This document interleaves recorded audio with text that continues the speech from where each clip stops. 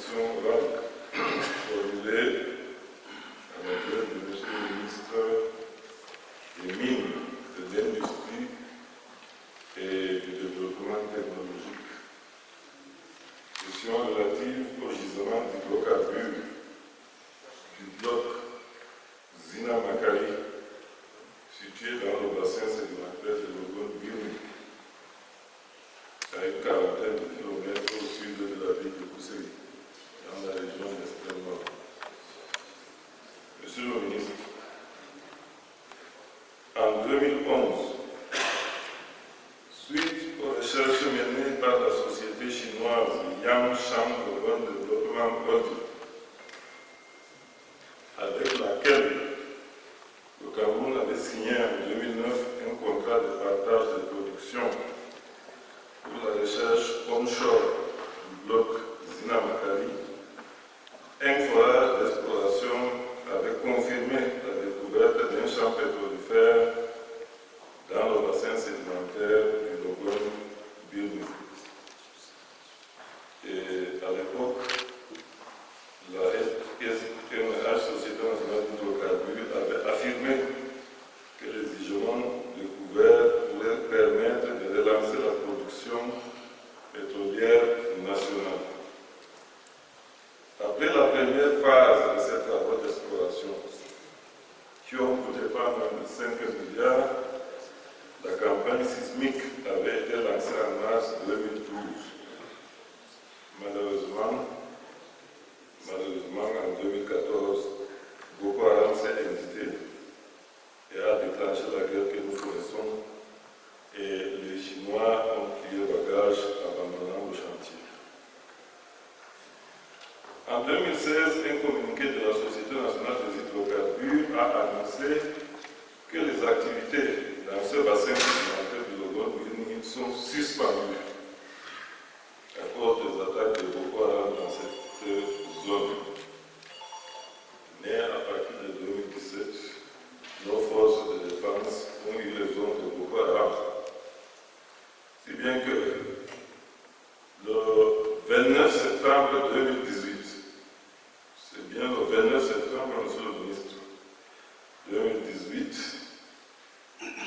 à Marois, le chef de l'État, son Excellence Claude Biya, s'adressant aux populations de l'extrême nord, après avoir indiqué que l'ennemi, c'est-à-dire Boko Haram, a été repoussé hors de nos frontières et qu'il faille à présent gagner la bataille du développement, son Excellence le Président Paul Biya a dit, et je cite, « Tout laisse à penser que votre sous-sol est riche en minerais et en pétrole. Il conviendra de donner un nouvel élan à la prospection et par la suite à l'exploitation. » Monsieur le ministre, dans quelques jours, nous entrons en 2023. Et depuis, nous n'avons plus de nouvelles côté de la SNH, le silence radio. Est-ce que le contrat avec les Chinois est encore d'actualité, monsieur le ministre? Parce que la NSH avait dit que le contrat était suspendu. Si oui, à quand le début de la reprise de ces travaux suspendus, la guerre étant désormais derrière nous, la secte étant suffisamment affaiblie? La stratégie nationale du développement 2020-2030 prévoit l'exhaustivité de l'exploration de nouveaux bassins onshore du Nord à l'horizon 2030. Nous avons naturellement pensé directement à ce bassin. Est-ce que ce délai peut être respecté donc en ce qui concerne le bassin de l'Ogon-Birni? Et pour finir, monsieur le ministre, est-ce que le potentiel du sous-sol de cette région très pauvre, je disais, est-ce que le potentiel du sous-sol de la région en minerai peut permettre à cette région de bénéficier d'un grand projet minier? Je vous remercie. Merci.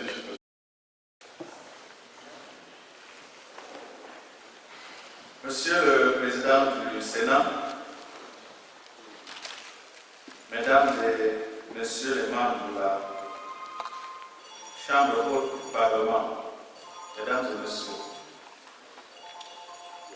c'est pour moi un honneur d'avoir à prendre la parole ici une fois de plus devant votre auguste Chambre pour répondre à la question orale soumise par le sénateur Alioune Alhaji Amadou relative au sort jusqu'ici réservé à l'autorisation exclusive de recherche Zina Makari octroyée à l'opérateur Yangshan Logon Development Holding Company Limited. Permettez-moi, Monsieur le Président du Sénat, avant toute chose, de vous remercier pour votre soutien constant aux actions du gouvernement et plus particulièrement à celui de mon département ministériel, dont j'ai la charge. L'autorisation exclusive de recherche Zina Makari a été octroyée à l'opérateur Yangshan Logon Development Holding Company Limited le 2 avril 2009 par la signature du contrat de partage de production Zina Makari, puis institué par décret présidentiel du 12 juillet 2010. Dans la période d'avril à mai 2014, des études géologiques et géophysiques, des activités d'acquisition, de traitement et d'interprétation sismique, ainsi que le forage de 4 puits d'exploration ont été réalisés dans cette autorisation exclusive de recherche pour un coût total en US$ 84 743 000, soit en offrant 43 milliards à peu près de francs CFA. Les résultats obtenus du forage de ces 4 puits se sont avérés non concluants, négatifs. En dépit de l'annonce faite de manière, pourrait-on dire, précipitée, d'une découverte d'hydrocarbures après le forage du premier puits. Après des tests de production réalisés sur plusieurs mois dans le forage, qui ont démontré que le dit puits n'avait pas traversé de réservoir imprégné d'hydrocarbures. Le 21 mai 2014, à la suite des attaques perpétrées dans cette zone de Zina Makari par la secte Boko Haram, la situation de force majeure a donc été déclarée et les activités des opérations pétrolières de l'opérateur Yangshan ont été suspendues jusqu'à nos jours, dans l'espoir toutefois de la survenue d'une accalmie et d'une meilleure sécurisation des lieux.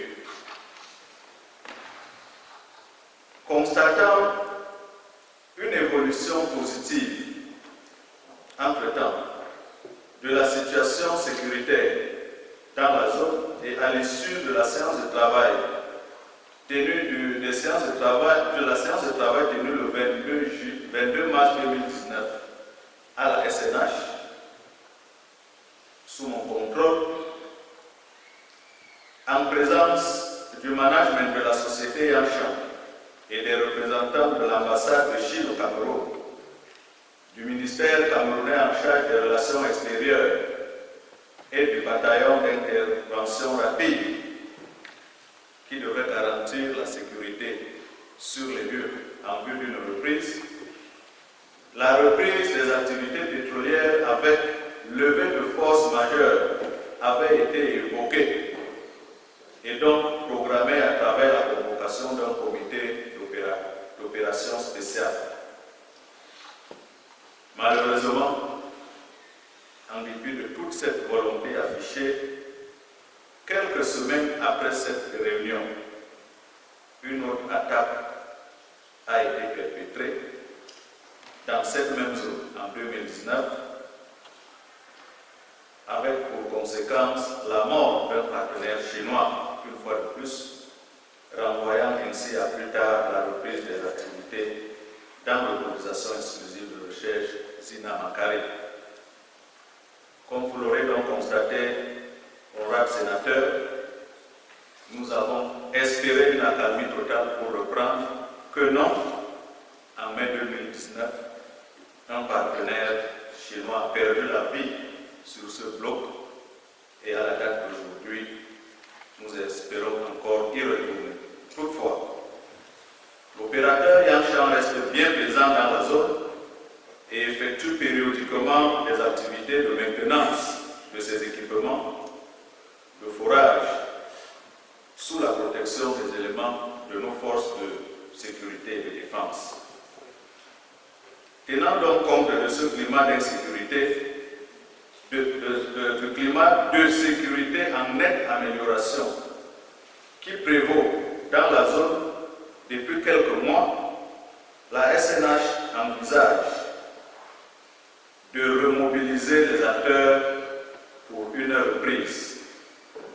C'est dans ce contexte et c'est dans cet esprit que nous sommes aujourd'hui au moment où nous recevons vos questions orales. Donc, nous envisageons de remobiliser les acteurs pour voir la possibilité de retourner sur Zina Makari en vue de la reprise des travaux. Quant à votre question de savoir si le délai va être respecté, délai fixé par la stratégie nationale de développement pour l'exploration de nouveaux bassins onshore du nord à l'horizon 2030, nous voulons vous dire que nous travaillons à cela, n'eût été donc ces soubresauts d'insécurité.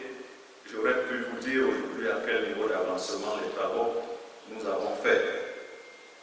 Mais non, tout est arrêté en attendant une reprise de la sécurité.